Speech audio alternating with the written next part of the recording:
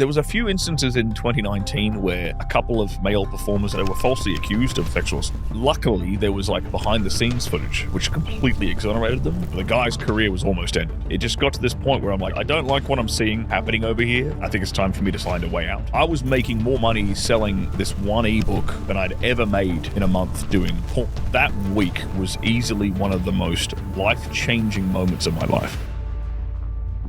What happened when you said, enough is enough, I don't want to do it anymore? There was a couple of things that happened sort of simultaneously. This was all like 2019 and then 2020. Everyone was sort of locked indoors. I had already been writing my first like info product at that point. I was originally planning on it being a book. So the first one it's called How I Grew My Penis and Other Porn Industry Secrets. So it was basically like a compilation of biohacks that I'd learned through the career. That was what I was originally trying to do. I was originally just going to write a regular book of just all these biohacks that I picked up from not just my experience, but like the experience of other male porn stars. And I'm like, these are all these cool little tricks that the average guy would benefit from. What is, for example, like a secret on how to grow your penis? Well, it's all done through like stretching, through pumping, and through, you can stretch the ligaments that attach it to the pubic bone. You can stretch the shaft itself, and you can expand width-wise through pumping and things like that. It's not like a magic pill. A lot of people will see like ads on adult sites for like a magic pill that's magically, it's the secret African herb that's magically gonna like, give you like a 12-inch weapon. It doesn't really work like that, unfortunately. You can get at least 1 to 2 inches on it without surgery. It takes a lot of time. Minimum like 8 months, I'd say. Minimum. And you do it like every day? This is exercise you do like every day. Stretching or hanging weights or pumping every single day, you can get there. And I've got plenty of students who've seen results doing exactly that. These days, I see a bunch of people advertising like injections and surgeries and things like that. And it's like, I always prefer to take like the harder route. This is going to sound weird. It's like a metaphor for self-help. If you can take a guy and you can improve this one metric, this one area of his body, right, that he thought was never possible to change. Like he thought that he was stuck with that size, right, his entire life. And you can show him, no, you can actually make some change here. Well, then what else in his life is possible to change? If you can change that, he can definitely lose some weight. He can definitely get more on his bench press. He can definitely make more money. He can definitely get a better girlfriend. That thing that was so impossible is now possible. What else is possible? So it might sound a bit corny, but it's a bit of a meta self-help kind of thing. It's true, definitely. It ended up being like my first info product. I had a good friend who did a bit of copywriting and he did a bit of internet marketing, and he was in my ear. He was like, no, bro, no, shorten it down. Here's how you're gonna do it. You're gonna do it as an ebook. Like, trust me. I'm like, okay, cool, I trust you. And I went and did that.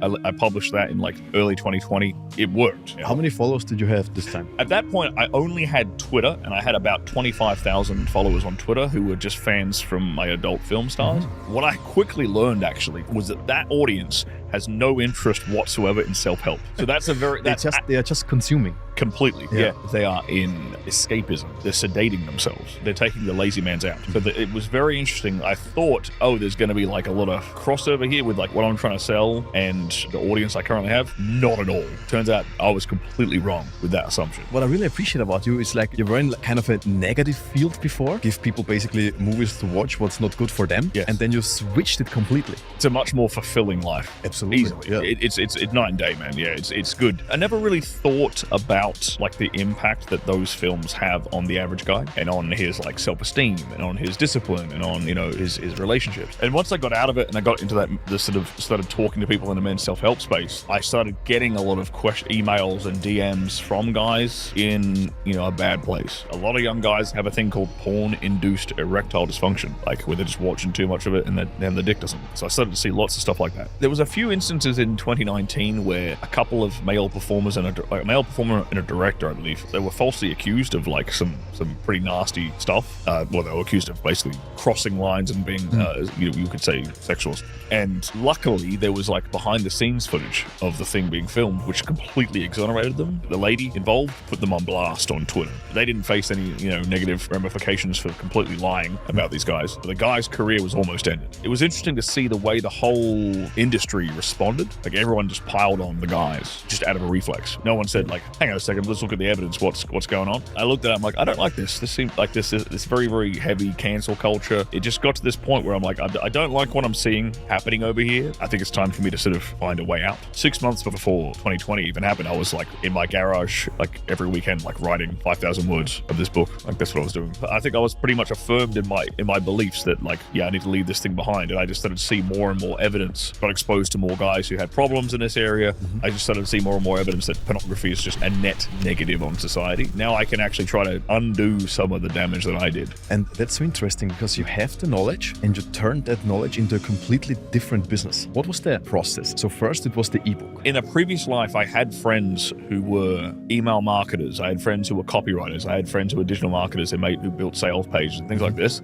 They built sales funnels. They split tested. Like I knew what all these concepts were. I was familiar with all these different concepts without ever actually having a way to use them or a reason to use them. And so now I was like, oh, I know all this other stuff over here. I think I should apply all this stuff to this. Very quickly, I was like, you know what I need? I need a lead magnet, and I need to start building an email list.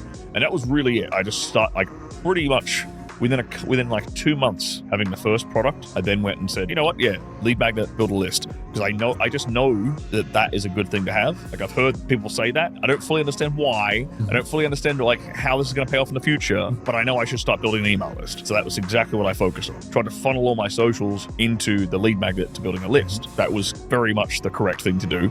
And so when I did my first big product launch later at the end of 2020, so it was my second product I built, I ended up filming like a big 5-hour-long video course. I launched that product at a really bad time. I launched it over Christmas of all times. We pulled in over $200,000 in 7 days. That week was easily one of the most life-changing moments of my life. I was making more money selling this one ebook through my social media and through an email list than I'd ever made in a month doing porn. And it was effectively like location independent. Yeah, I'm like, this is the kind of business like people spend their whole life trying to build. But that week, Christmas week of like 2020, that was one of the most life-changing moments of my life. I was in Portugal at the time, and all my customers were basically in America. I'd like do a podcast, I'd go to sleep, and I'd wake up the next morning and check the sales numbers. Day one was like 10 grand. I'm like, that's fucking awesome. Day two was like 20. I'm like, holy shit. The last 2 days of the sale were like 50 G's each. And I'm like, what the fuck? Like, I could not believe how much money is possible to make in such a short space of time. For really, really wealthy people, this is nothing. Like these numbers are insignificant to a lot of big guys who make big money. But for me at that time, I was like, this is ridiculous. Like I didn't know this was possible. It changed the way I perceived money entirely.